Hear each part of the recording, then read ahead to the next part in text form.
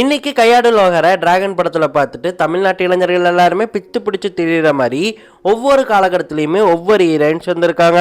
அதுல நிறைய ஹீரோயின்ஸ் அந்த வாய்ப்பை நல்லா பயன்படுத்திக்கிட்டு தமிழ் சினிமால ஒரு ரவுண்ட் வந்து ஒரு மிகப்பெரிய ஹீரோயினாவே மாறி இருக்காங்க. ஆனா சில பேர் ஒரு படத்தில் நடிச்சு மிகப்பெரிய ஃபேன் பேஸை உருவாக்கியுமே அதன் பிறகு எந்த படமுமே நடிக்காம தமிழ் சினிமால காணாம போயிருக்காங்க. அந்த மாதிரி காணாமல் போன நடிகைகள் பத்தின ஒரு லிஸ்ட்டை தான் இந்த வீடியோல நம்ம விரிவா பார்க்க போறோம். டைம் மிஸ் பண்ணாம வீடியோக்குள்ள போயிடும். வீடியோக்குள்ள போறதுக்கு முன்னாடி அறம் யாதனில் சப்ஸ்கிரைப் பண்ணி வச்சுக்கோங்க. நம்பர் 1 மானு. 1998ஆம் ஆண்டு தல அஜித்தின் மிகப்பெரிய வெற்றி படமான காதல் மன்னன் படம் ரிலீஸ் ஆகுது. இந்த படத்துல திலோத்தமா அப்படிங்கிற கேரக்டர்ல மானு அப்படிங்கிறவங்க அறிமுகமாகறாங்க. அறிமுகமான முதல் படத்திலே தமிழ்நாட்டு இளைஞர்களின் மனசை மொத்தமா வாடகைக்கு எடுத்துட்டு போயிட்டாங்க. இவங்களுடைய அழகிய கண்களும் கியூட்டான நடிப்பும் எல்லாருக்குமே ரொம்ப பிடிச்சு போச்சு. கண்டிப்பா தமிழ் சினிமால இவங்க ஒரு ரவுண்ட் வருவாங்க அப்படின்னு சொல்லிட்டு எல்லாருமே நினைச்சிருந்தாங்க. அதனாலேயே காதல் மன்னன் வெற்றிக்கு பிறகு நிறைய ப்ரொடியூசர்ஸ் இவங்களை அணுகியிருக்காங்க. இருந்தாலுமே எல்லா ப்ரொடியூசர்ஸுடைய ஆஃபர்ஸையுமே இவங்க நிராகரிச்சுட்டாங்க. ஏன் அப்படின்னு கேட்டிங்கன்னா இவங்களுடைய கெரியரை ஆக்டிங்காக பார்க்கலாம், டான்ஸில் தான் தன்னுடைய கெரியர் இருக்கிறதா இவங்க நம்பினாங்க. ஆக்சுவலி ஆக்டிங்குள்ளே இவங்க வந்ததே ஒரு ஆக்சிடென்ட் தான். மானு ஒரு ப்ரொஃபஷனல் பரதநாட்டியம் டான்சர்ஸ். இந்தியா ஃபுல்லாக நிறைய ஸ்டேஜஸில் அவங்க டான்ஸ் ஆடி இருக்காங்க. அப்படிதான் சென்னையில் டான்ஸ் ஆடும்போது நடிகர் விவேக் அவர்கள் இவங்களுடைய டான்ஸை ஸ்டேஜில் பார்த்துட்டு ரொம்ப மனம் கவர்ந்து போயிருக்காரு. அதனால இவங்களை பற்றி டைரக்டர் சரண் கிட்ட போய் சொல்லியிருக்காரு. அதுக்கப்புறம் 2 பேரும் பேசி முடிவெடுத்து மானுவை அணுகியிருக்காங்க. அதன் பிறகுதான் மானுவை காதல் மன்னன் திரைப்படத்தில் கமிட் பண்ணியிருக்காங்க. இப்படி ஆக்சிடென்ட்டாக ஆக்டிங்குள்ள வந்த பிறகு ஆக்டிங்கும் பண்ணதுக்கப்புறம் இவங்களுக்கு ஆக்டிங் மேலே நாட்டம் இல்லாமல் போயிடுச்சு. தன்னுடைய கெரியர் முழுக்க முழுக்க டான்சிங் தான், பரதநாட்டியத்துக்கு தன்னுடைய வாழ்க்கையை அர்ப்பணிக்க போற அப்படின்னு சொல்லிட்டு இவங்க மானு ஆர்ட்ஸ் கம்பெனி அப்படிங்கிற ஒரு டான்ஸ் கம்பெனியை துவங்குறாங்க. அந்த டான்ஸ் கம்பெனி மூலமா உலகம் முழுக்க சுற்றுப்பயணம் செய்து பரதநாட்டியம் கலையை இவங்க வளர்த்தெடுத்தாங்க. அதன் பிறகு திருமணமாகி சிங்கப்பூர்ல போய் செட்டில் ஆயிட்டாங்க. இப்படியாக ஒரே படத்துல மிகப்பெரிய இட்டு கொடுத்ததெல்லாம் நிக்காம மிகப்பெரிய ஃபேன் பேஸை உருவாக்கியுமே தனக்கு தன்னுடைய கெரியர் தான் முக்கியம் அப்படின்னு சொல்லிட்டு இவங்க நடிப்புல இருந்து கிட் பண்ணியிருக்காங்க. ஆனா அதன் பிறகும் 16 வருஷம் கழிச்சு 2014 என்ன சத்தம் இந்த நேரம் அப்படிங்கிற ஒரு உப்மா படத்தில் நடிச்சாங்க. அந்த படம் மிகப்பெரிய அளவுல போல. அப்படியாக ஒரே ஒரு படத்துல மட்டும் நடிச்ச ஒரு ஹீரோயினா இவங்க இப்ப வரைக்கும் இருக்காங்க. நம்பர் 2 துளசி நாயர். 2013 அரவிந்த் சாமி கௌதம் கார்த்திக் நடிப்புல மணிரத்னம் அவர்கள் இயக்கத்துல வெளியான திரைப்படம் தான் கடல் அப்படிங்கிற திரைப்படம். அந்த திரைப்படத்துல ஹீரோயினா அறிமுகமானவங்க தான் ராதா அவர்களின் மகளான துளசி நாயர்.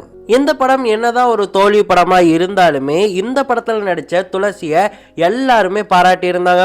ரொம்பவே மெச்சூர்டான நடிப்பை இவங்க வெளிப்படுத்தியிருக்காங்க அப்படின்னு சொல்லிட்டு நிறைய பேர் இவங்களை கொண்டாடி இருந்தாங்க. கண்டிப்பா இவங்களுடைய அம்மா மாதிரியே நல்ல ஒரு ரவுண்டா தமிழ் சினிமாக்குள்ள வருவாங்க அப்படின்னு சொல்லிட்டு நிறைய பேர் எதிர்பார்த்தாங்க. ஆனா அங்கதான் ஒரு ட்விஸ்ட். இவங்க என்னதான் மெச்சூர்டான நடிப்பை அந்த படத்துல கொடுத்திருந்தாலுமே இவங்க மெச்சூரிட்டியான ஒரு பர்சன் கிடையாது. ஏன்னா கடல் படம் எடுக்கும்போது இவங்களுடைய வயசு வெறும் 14 தான். கடல் படத்தை துவங்கும் போது அந்த படத்துக்கான காஸ்டிங் பண்ணும்போது மணிரத்னம் துளசியை மீட் பண்ணியிருக்காங்க. அப்போ துளசியை பார்த்த உடனே மணிரத்னம் அவர்களுக்கு ரொம்ப பிடிச்சு போச்சு. அவங்களை ஹீரோயினியா செலக்ட் பண்ணலாம் அப்படின்னு சொல்லிட்டு யோசிச்சப்போ அவங்களுடைய வயசு ரொம்பவே கம்மியா இருந்திருக்கு.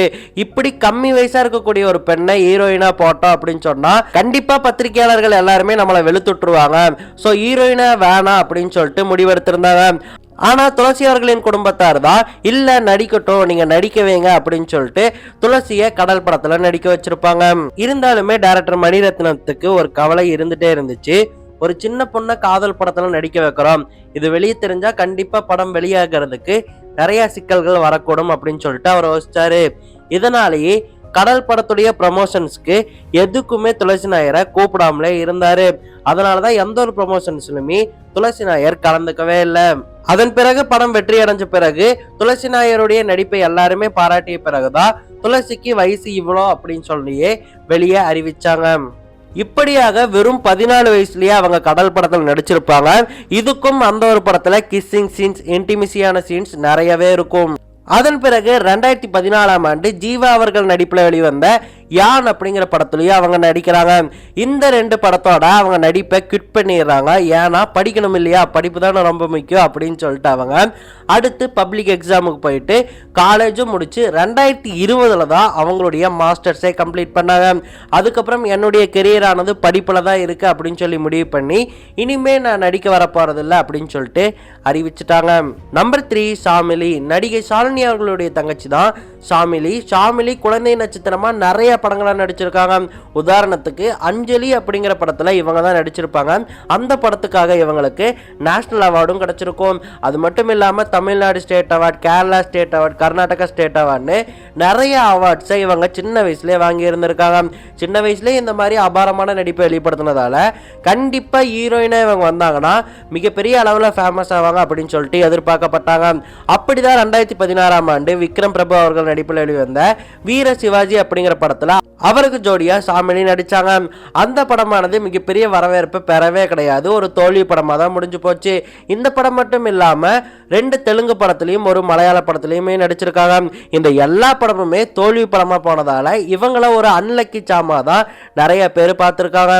இவங்கள அன்லக்கியா பார்த்ததாலேயே இவங்க இருந்தா படம் தோல்வி அடைஞ்சிரும் அப்படின்னு சொல்லிட்டு நிறைய பேர் நினைச்சதாலேயே இவங்கள மேற்கொண்டு படங்கள்ல கமிட் பண்ணவே இல்லை. அதுக்கப்புறம் இவங்களுமே நடிப்பை குவிட் பண்ணிட்டாங்க.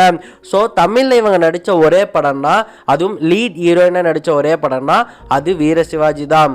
நம்பர் 4 ரோஷினி. இந்த வீடியோட டைட்டிலுக்கு உண்மையிலே ஒத்து போற நடிகைனா அது இவங்க தாங்க.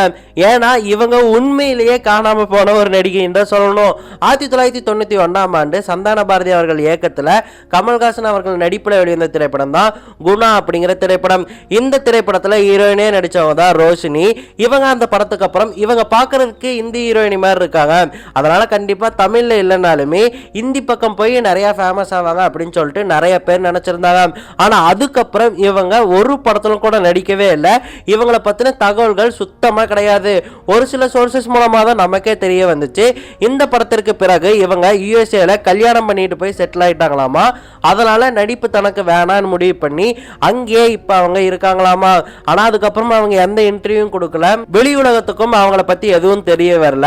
அதனால இந்த லிஸ்ட்லயே உண்மையிலேயே ஒரு படத்துல நடிச்சு காணாம போன ஒரு நடிகை அப்படின்னு சொல்லி நம்ம சொல்ல முடியும்னா அது ரோஷினி அவங்கள மட்டும்தான் நம்ம சொல்ல முடியும். நம்பர் 5 சயீன் கான். சக்கரை நிலவே பாடல்ல சின்ன இடையோடு சிலிர்க்க வைக்கும் தோற்றத்தை காண்பிச்சு எல்லாருடைய மனசையும் கட்டி போட்ட ஒரு ஹீரோயின்னா அது இந்த சந்தியா எனப்படக்கூடிய சயீன் கான் தான். சயீன் கான் 2002ஆம் ஆண்டு தளபதி விஜய் அவர்கள் நடிப்பில் வெளிவந்த யூத் அப்படிங்கிற படத்துல தான் தமிழ் சினிமாக்கு அறிமுகமாகறாங்க. அந்த படத்துல அவங்க ரொம்பவே அழகா இருந்திருப்பாங்க. அதனாலேயே அந்த படத்திற்கு பிறகு நிறைய ப்ரொடியூசர் சயீன் கானுக்கு வலை வீசி பார்த்திருக்காங்க. ஆனா எந்த வலையிலுமே அவங்க சிக்கவே இல்லை. காரணம் என்னன்னு கேட்டீங்கன்னா 2000ஆம் ஆண்டு தெலுங்குல இவங்க சிறு நவுத்தோ அப்படிங்கிற ஒரு படத்தை நடிச்சாங்க. அந்த படத்துடைய ரீமேக் தான் 2002ல ரிலீஸ் ஆன யூத் அப்படிங்கிற படம். அதே ரீமேக்கை தான் கன்னடாலையும் இவங்க பண்ணாங்க. இடையில ஒரு தெலுங்கு பிலிம் மட்டும் இவங்க பண்ணாங்க. ஒட்டுமொத்தத்துல 2000ல இருந்து 2002 3 வருஷத்துல இவங்க 4 படங்கள் பண்ணியிருக்காங்க. 4 படங்களும் சவுத் இந்தியால பண்ணதால சவுத் இந்தியாலே ரொம்ப நாள் இருக்கமே, நம்மளுடைய ஊரான பாம்பேக்கு போனோம் அப்படின்னு சொல்லிட்டு ஆசைப்பட்டிருக்காங்க. அது மட்டும் இல்லாம இவங்க ஒரு விளம்பர மாடலாவும் இருந்திருக்காங்க. சரி நம்ம பாம்பே கிளம்பி போவோம்னு சொல்லிட்டு பாம்பே கிளம்பி போய் அங்க விளம்பர மாடலா கொஞ்ச நாள் இருந்திருக்காங்க. அவங்களுக்கு அப்ப சின்ன வயசா இருந்ததாலேயே நிறைய பேர் அவங்களுக்கு சரியா அட்வைஸ் கொடுக்கல. அதனாலேயே விளம்பர மாடலிங் மட்டும் பண்ணிட்டு அவங்க தன்னுடைய கெரியரை முடிச்சுக்கிட்டாங்க. நம்பர் 6 ரிச்சா கங்கோபாத்யாயா. 2011ல மயக்கம் என்ன படம் ரிலீஸ் ஆகுது. அதை பார்த்த உடனே தமிழ் இளைஞர்கள்லாம் இந்த மாதிரி ஒரு பொண்ணை தான் கட்டணும், பக்கா ஒய்ஃப் மெட்டீரியல்னு சொல்ல தொடங்கினாங்க. அதுக்கப்புறம் 2013ல ஒஸ்தி ரிலீஸ் ஆகுது. பா என்னடா அழகா இருக்காங்க அப்படின்னு சொல்லிட்டு ரிச்சாவை எல்லாருமே பாராட்ட தொடங்கினாங்க. இப்படி 2 படத்திலே தமிழக இளைஞர்களின் மனதை கொள்ளையடித்த ரிச்சா கங்கோபாத்யாயா ஒரு சில தெலுங்கு படங்களை அதுக்கப்புறம் பண்ணாங்க. அதுக்கப்புறமா என்னுடைய கெரியர் ஆக்டிங் கிடையாது, படிப்பு தான் எனக்கு முக்கியம், நான் யுஎஸ்ஏ போய் எம்பிஏ பண்ண போறேன் அப்படின்னு சொல்லிட்டு கிளம்பி போயிட்டாங்க. அதனால வெறும் 4 வருஷம் ஆக்டிங் கெரியரை அவங்க விட்டுட்டு படிக்கிறதுக்காக யுஎஸ்ஏ கிளம்பி போயிட்டாங்க. அதுக்கப்புறம் இவங்க எந்த ஒரு படமும் நடிக்கவே இல்லை. இப்போ வரைக்கும் கம்பேக் கொடுப்பாங்களா அப்படிங்கிற தகவல் நமக்கு கிடைக்கவே இல்லை. நம்பர் 7 பிரியங்கா கோத்தாரி. ஜே படத்துல ரொம்பவே அழகா பப்ளியா கியூட்டா இருந்த ஹீரோயின் தான் பிரியங்கா கோத்தாரின்னு சொல்லலாம். இவங்க அமோகா அப்படின்னு சொல்லிட்டு அந்த ஒரு காலகட்டத்துல அழைக்கப்பட்டாங்க. ஜே படம் நடிச்சதுக்கு அப்புறமா இவங்க தமிழ்ல இருந்தாங்கன்னா இன்னும் இவங்களுக்கு நிறைய பட வாய்ப்புகள் வரும் அப்படின்னு சொல்லிட்டு நிறைய பேர் சொல்லியிருந்தாங்க. பட் தமிழை விட இந்தியன் தெலுங்குல தான் எனக்கு அதிக ஸ்கோப் இருக்குன்னு சொல்லிட்டு தமிழ்ல அதுக்கப்புறம் இவங்க படம் நடிக்கவே இல்லை. ஜே படம் மட்டும்தான் லீடு ஹீரோயினா இவங்க தமிழ்ல நடிச்சிருக்காங்க. அதுக்கப்புறம் இந்தியில சர்க்கார், தெலுங்குல ஒக்க மகாடு போன்ற படங்கள்ல எல்லாம் நடிச்சிருக்காங்க. அதுலயும் அந்த ஒக்க மகாடு படம் இருக்கு இல்லையா, அதுல சரியான கிளாமரா நடிச்சிருப்பாங்க. தகட்ட இருக்கும் அந்த ஒரு கிளாமர். அதுக்கப்புறம் ஹீரோயினா தமிழ் இண்டஸ்ட்ரிக்கு அவங்க கம்பேக் கொடுக்கல. இருந்தாலுமே ஐட்டம் சாங்ஸ்க்கு டான்ஸ் ஆடி இருக்காங்க. குறிப்பா கச்சேரி ஆரம்பம் படத்துல வாடா வாடா பையா பாட்டு இருக்கு இல்லையா, அந்த பாட்டுல இவங்க தான் டான்ஸ் ஆடி இருப்பாங்க. இப்படியாக தமிழ் சினிமால என்ட்ராகி பல பேர் மனதை கவர்ந்துட்டு எனக்கு இந்த இண்டஸ்ட்ரியே வேணான்னு சொல்லிட்டு போன நிறைய ஹீரோயின்ஸ் இருக்காங்க. அப்படிப்பட்ட ஹீரோயின்ஸ் இன்னுமே நிறைய பேர் இருக்காங்க. அவங்கள பத்தி எல்லாம் நம்ம அடுத்தடுத்த வீடியோல பார்ப்போம். இந்த வீடியோ பிடிச்சிருந்தா லைக் பண்ணுங்க.